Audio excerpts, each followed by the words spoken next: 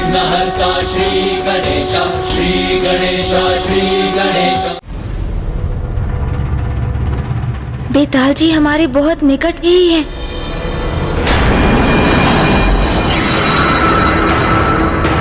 अब मैं लंकेश को पीछे से पकड़कर उन्हें अनियंत्रित कर दूंगा।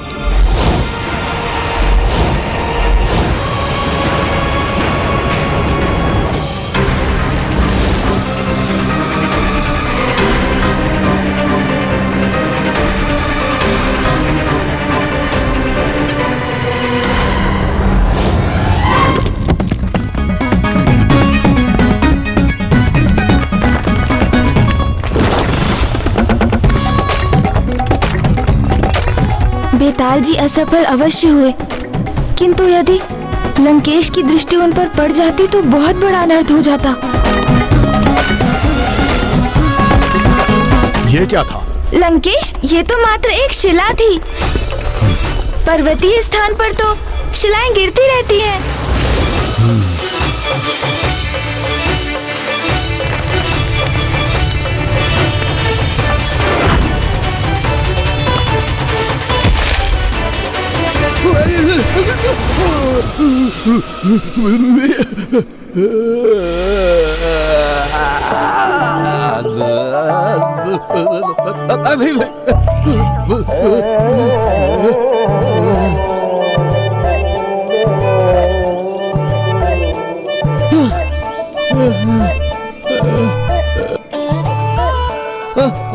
लंकेश, इस समय तो तुम मेरी युक्ति से बच निकले,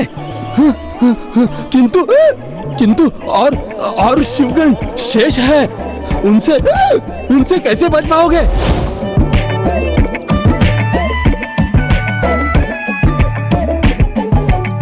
आलाय। ओह, अब लंकेश मेरे निकट पहुंचने ही वाले हैं और मैं भी अपना कार्य करने के लिए पूर्ण रूप से तैयार हूँ।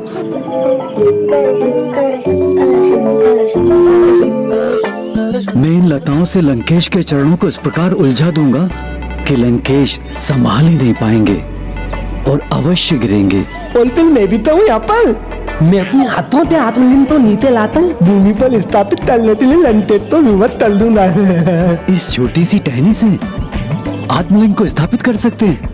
लंकेश जैसे महाबलशाली पर इसका कोई प्रभाव पड़ेगा? और आप तीन दुर्बल लताओं का तो बहुत प्रभाव होगा रावण पे, है ना? रावण पर मेरी लताओं का अवश्य प्रभाव पड़ेगा, क्योंकि मैंने इस पे तपोशक्ति का संचार किया है, इसलिए कदापि ये खंडित नहीं होंगी। अब आले लंते, मैं उन पर अपनी टहनी का वाल तलूंगा।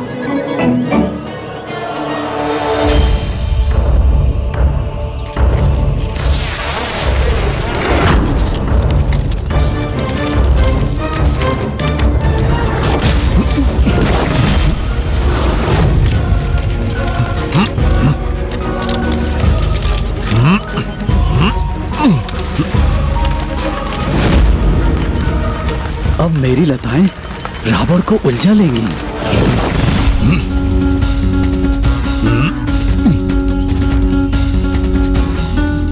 ये तुच्छ लताएं मेरे मार्ग की बाधा बन रही हैं।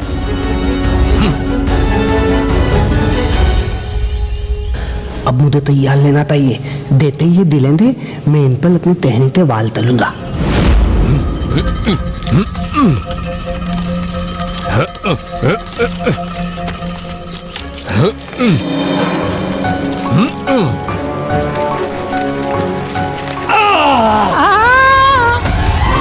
अरे तोतला जी, सावधान व सतर्क रहिए ना। लंकेश द्वारा लताओं के खिंचाव के कारण ही आप गिर पड़े।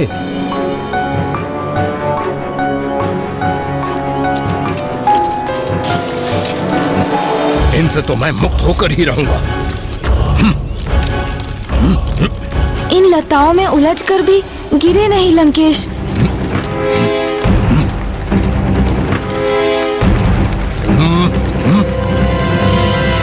बहुत पीड़ा हो रही है मुझे। ताकत लगाइए, ताकत लगाइए, लंकेश जी ताकत लगाइए, तोलिए ना मत। लगा तो रहा हूं बल, किंतु कोई कार्य नहीं कर रहा।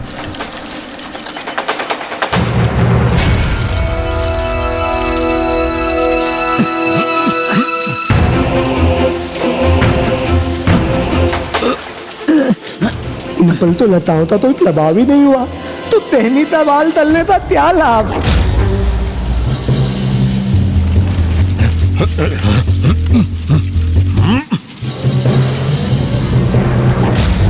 ये सभी मिलकर एक उचित योजना का भी निर्माण नहीं कर सकते। कैसी लताएं हैं ये जो मुझे उलझाकर रोकने का प्रयास कर रही हैं?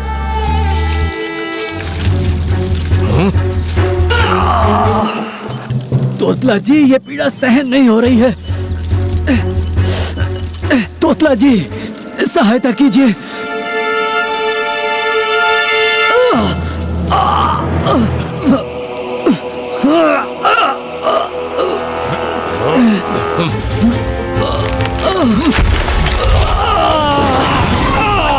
चित्कार मत कीजिए तोतला जी, मत कीजिए चित्कार।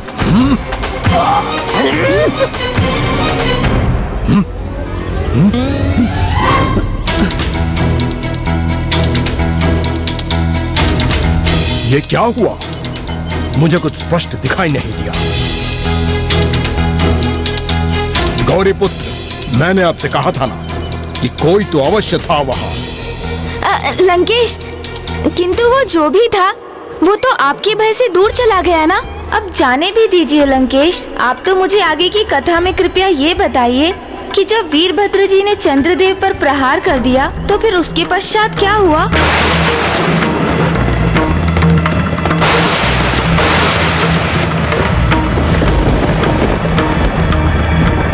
वीरभद्र जी के प्रहार से सृष्टि में संकट छा गया था, क्योंकि चंद्रदेव लुप्त जो हो गए थे।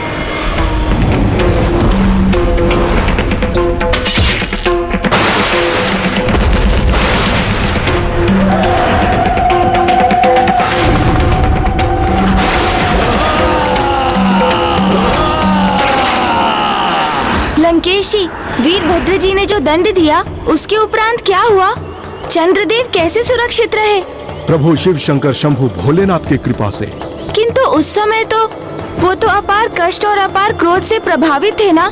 ये तो मेरे प्रभु की महिमा ही थी कि ऐसे समय पर चंद्रदेव को मेरे प्रभु महादेव ही स्मरण हुए और वे उनकी शरण में जा पहुंचे।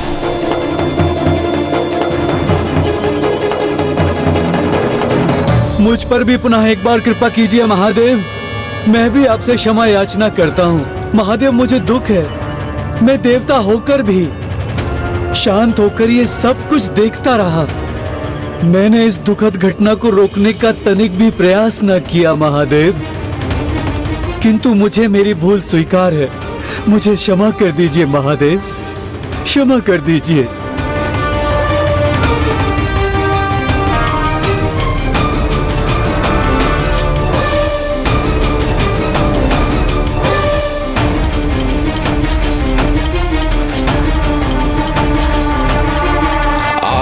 लंकेश, तुम्हारी ही प्रतीक्षा में हूँ मैं। जैसे ही तुम मेरी सींगों के मध्य से जाने का प्रयास करोगे तो वैसे ही मैं अपनी सींगों के मध्य से उठाकर तुम्हें गिरा दूंगा और फिर मेरे प्रयास के सफल होने से आत्मलिंग यहीं स्थापित हो जाएगा।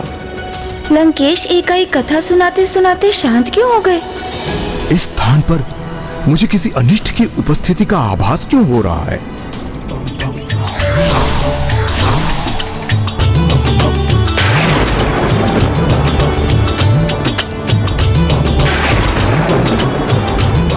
ये कैसे अशुभ संकेत मेरा पीछा कर रहे हैं?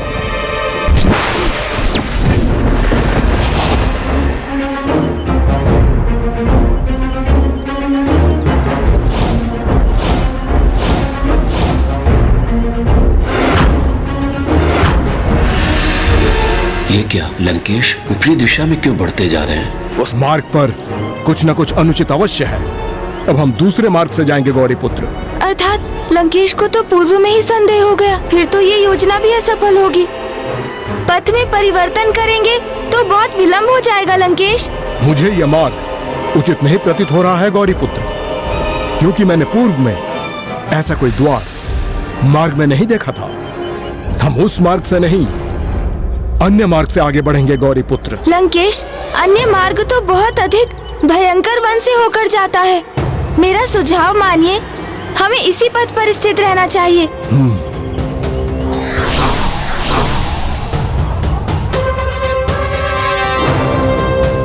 लंकेश तो हम सभी की योजनाओं को असफल कर आगे निकल गए। हमारी योजनाएं अभी असफल नहीं है। पिशाच राज अभी भी लंकेश का पीछे है।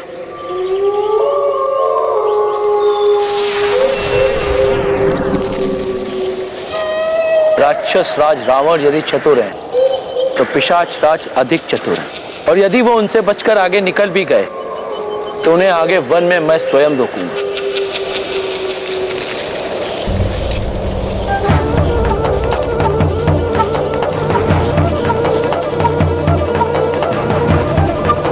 समस्त शिवगणों में ऐसा तो कोई है जिसने ऐसी योजना का निर्माण किया है जिसके सफल होने की कोई संभावना है।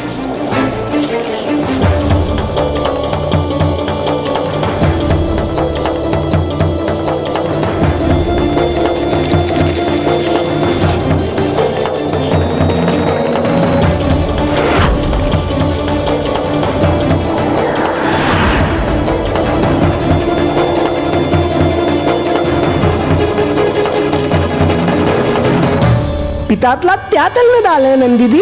वो अपने प्रभाव से आतलिंग को लंकेश के हाथों से धीरे धीरे फिसलाकर नीचे की ओर ला रहे हैं, और जैसे ही आतलिंग पूर्ण रूप से फिसलकर उनके हाथों से मुक्त होंगे और इससे पहले कि लंकेश कुछ समझ सके, पिशाच राज उसे थामकर वहीं भूमि पर स्थित कर देंगे और आतलिंग वहीं स्थापित हो जाएगा।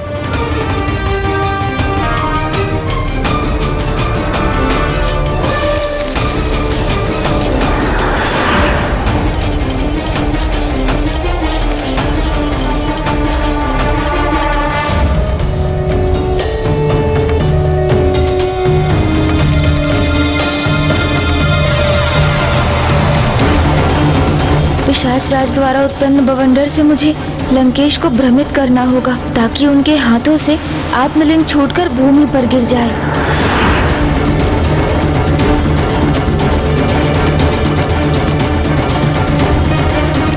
तो लंकेश, आप बता रहे थे कि चंद्रदेव महादेव के समक्ष जाकर खड़े हो गए, किंतु फिर उसके पश्चात क्या हुआ?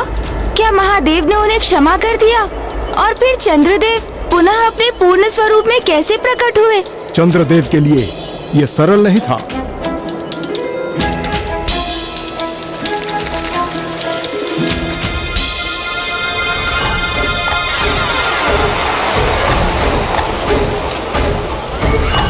एक बार और धकेलूंगा तो आत्मलिंग लंकेश के हाथों से गिर जाएंगे। पिशाच राज अब पुनः लंकेश के निकट पहुंच रहे हैं। वो सफल हो जाए तो मैं भी निश्चिंत हो जाऊंगा। मुझे बताइए ना लंकेश, चंद्रदेव के साथ क्या हुआ?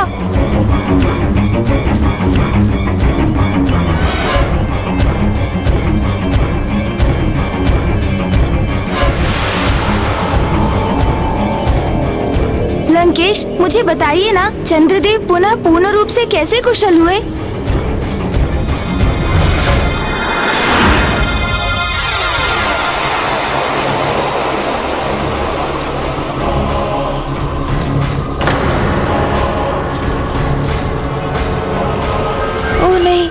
लंकेश तो रुक ही गए।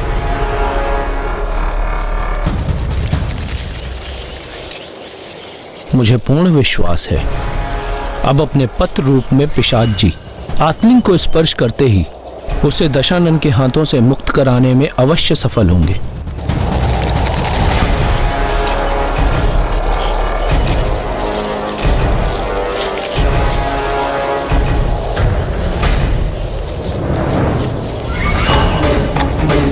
कदाचित कोई अन्य भी है यहाँ जो मेरी दृष्टि से छिपा हुआ है।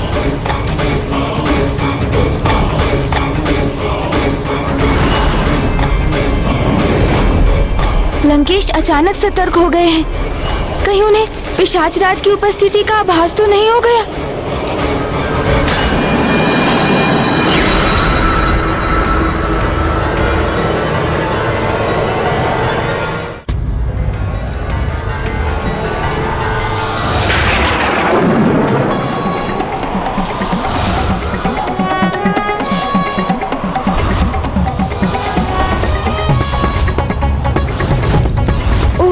इन्होंने तो पिशाच राज को ही पकड़ लिया।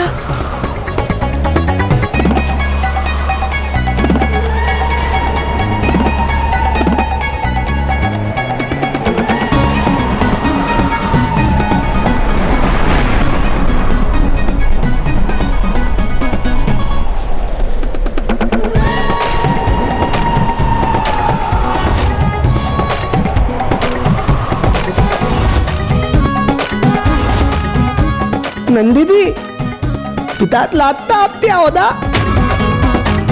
इतना दुस्साहस लंकेश रावण के साथ चतुराई करने का प्रयास कर रहे थे तुम? बताओ कौन हो तुम?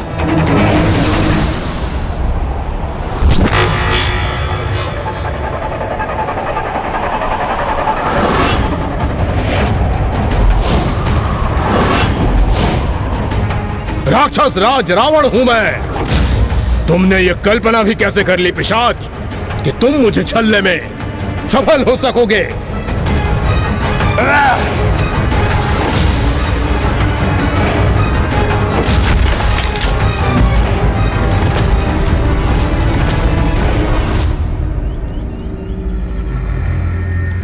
पितात लाग तो दिल दे अभी सत्या होता नंदीजी।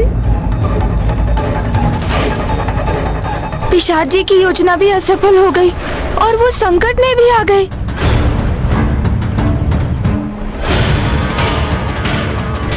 हिंसा नहीं लंकेश, आत्मलिंग आपके हाथ में है, इसलिए अभी कोई हिंसा नहीं कर सकते आप।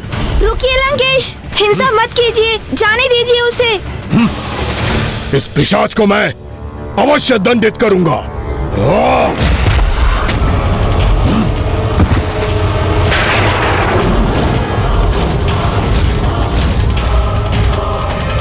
दूर हटो यहां से।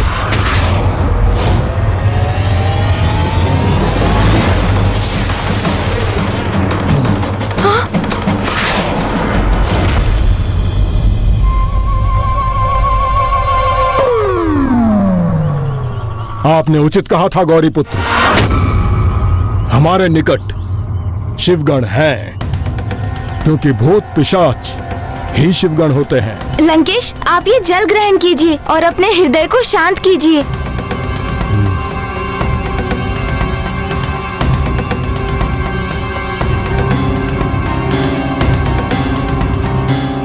ज्ञात नहीं और कौन मेरे कार्य में विघ्न डालने हेतु मेरा पीछा कर रहा है।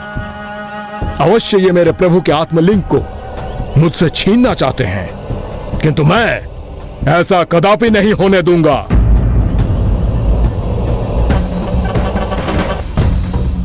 शिवगणों ने ऐसे प्रयास किए कि लंकेश और भी सतर्क हो गए और अब तो ये किसी को अपने निकट भी नहीं आने देंगे। ज्ञात नहीं मैं सफलता कैसे प्राप्त कर सकूंगा। लंकेश रुकिए तो, सुनिए, रुकिए लंकेश।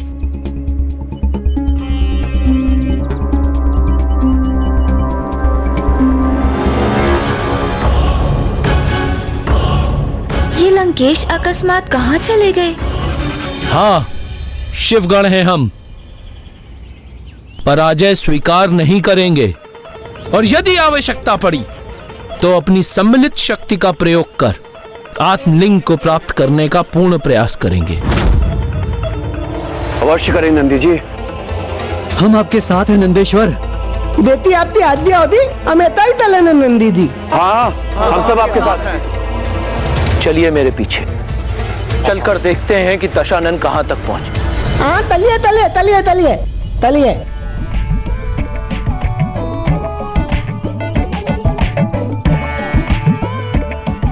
आप क्यों रुक गए? आप तो दाइए। आप क्यों रुक गए? आप चलिए ना।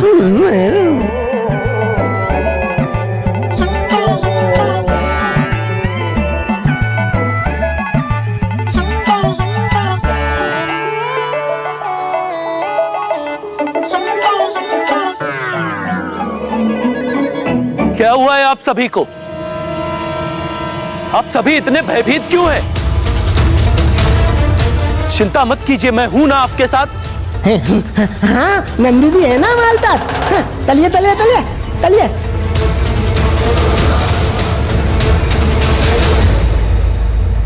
इतना सघन वन, यहाँ तो दिवस में भी सर्वत्र अंधकार ही व्याप्त है।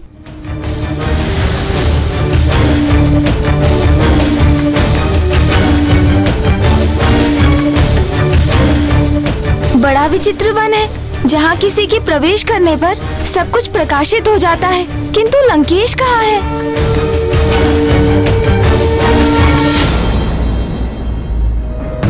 अद्भुत, अत्यंत विचित्र नंदी जी। सर्वथा अनूठा है ये वन।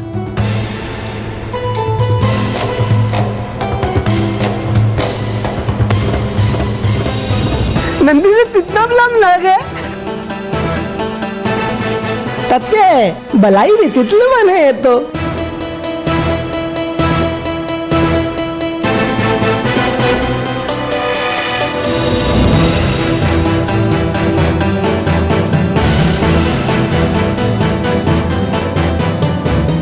अद्भुत अवश्य है ये वन, किंतु हम यहाँ एक विशेष कार्य के लिए आए हैं, इसलिए आगे बढ़िए और लंकेश रावण को ढूंढिए। चलिए। लंकेश कहाँ है आप? कहाँ है आप लंकेश? कहाँ दृश्य हो गए लंकेश? मैंने तो प्रभु भैरव को वचन दिया था कि मैं लंकेश को प्रभु के आत्मलिंग के साथ कदापि लंका नहीं पहुँचने दूंगा। इसलिए यदि लंकेश को ढूंढने में असमर्थ रहा तो अपना वचन कैसे पूर्ण करूंगा? मैं कैसे करूंगा? ये कैसी आहट है?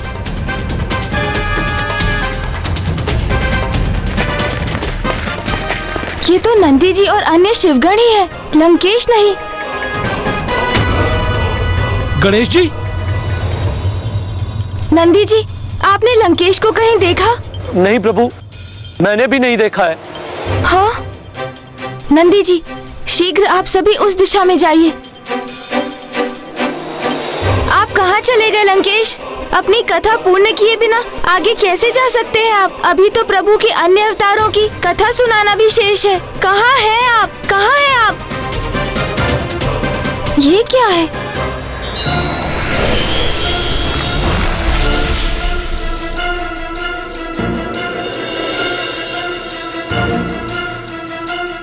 बहुत विचित्र वृक्ष है ये।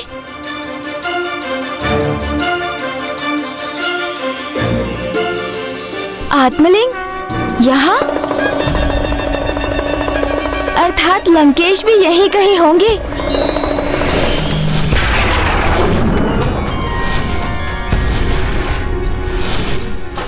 अवश्य इस विशालकाय पक्षी ने इस ध्वनि को उत्पन्न किया होगा। चलिए आइए, आगे बढ़िए। चलिए।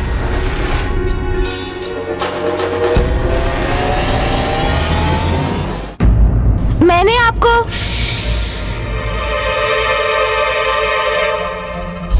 आपको तो ज्ञात हो गया ना गौरी पुत्र कि मैं यहाँ हूँ। फिर इतना घोषणा कर समूचे वन को बताने की क्या आवश्यकता है? आपको इस प्रकार यहाँ छिपा देखकर चकित हो गया। मैं स्वयं को रोक नहीं सका इसलिए। किंतु आप किसके भय से यहाँ छिपे हुए हैं? मैं किसी के डर से नहीं छुप रहा था गणेश जी।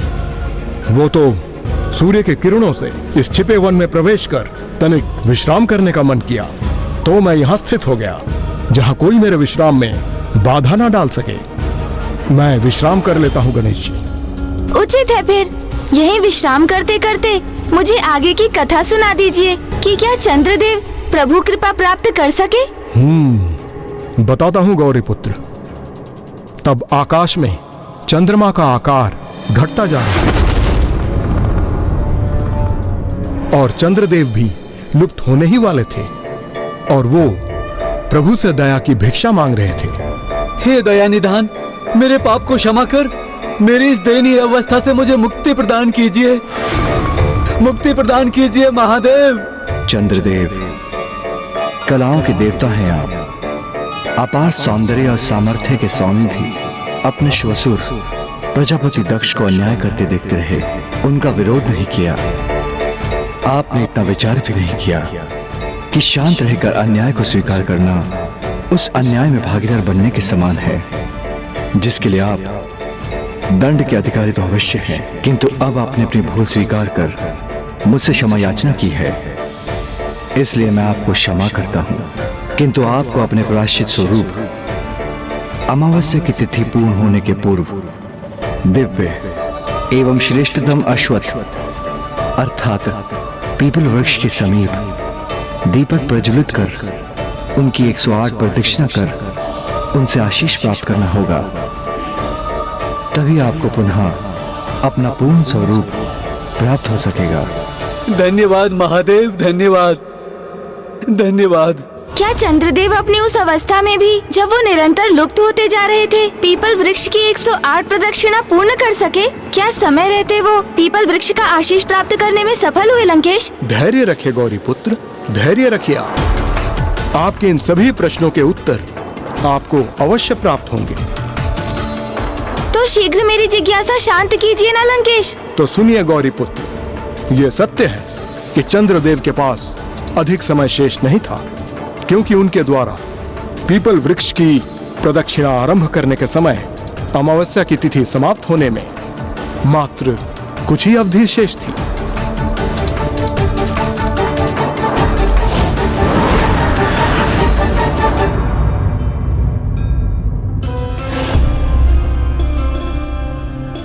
मैं पीपल वृक्ष को समर्पित करने हेतु गुड़ के ये 108 भाग लाया हूँ। प्रत्येक प्रदक्षिणा पूर्ण कर मैं एक भाग इनको समर्पित करूंगा।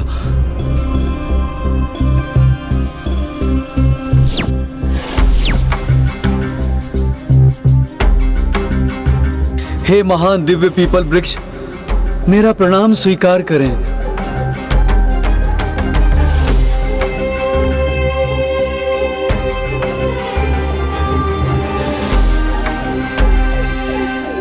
ओम नमः शिवाय, ओम नमः शिवाय, ओम नमः शिवाय, ओम नमः शिवाय, ओम नमः शिवाय, ओम नमः शिवाय, ओम नमः शिवाय, ओम नमः शिवाय, ओम नमः शिवाय, ओम नमः शिवाय, ओम नमः शिवाय, ओम नमः शिवाय, ओम नमः शिवाय। अब चंद्रदेव के पास एक प्रहर से कुछ समय शेष था और अभी उन्हें अनेक परिक्रमा पूर्ण करनी थी। ओम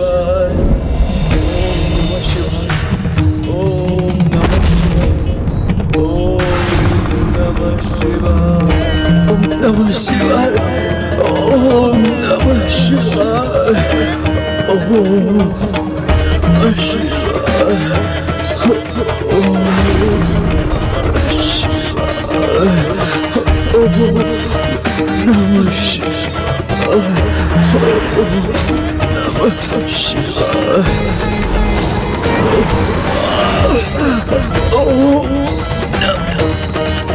ओम नमः शिवाय।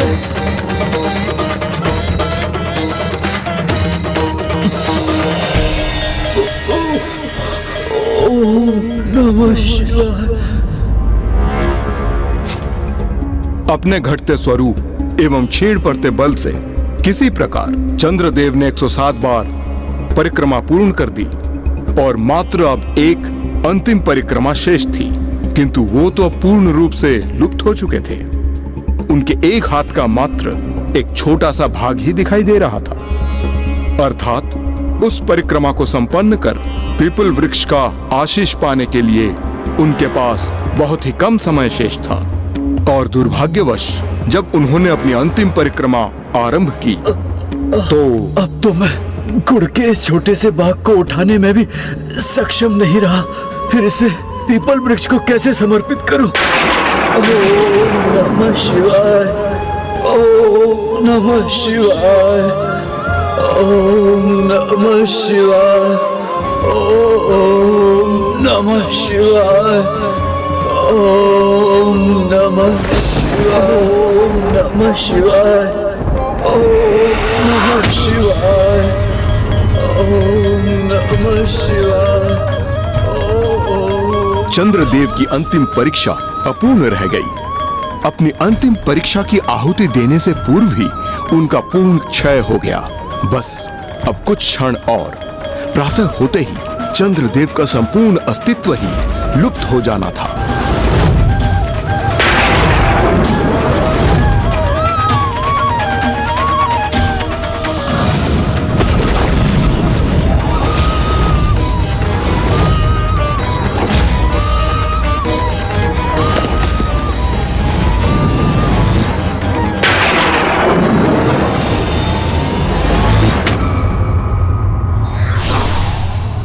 निरंतर अथक प्रयास और परिश्रम ये तभी सफल होते हैं जब ये कार्य पूर्ण मनोबल के साथ किए जाते हैं। For more updates, subscribe to our channel, click the show links and enjoy watching the videos.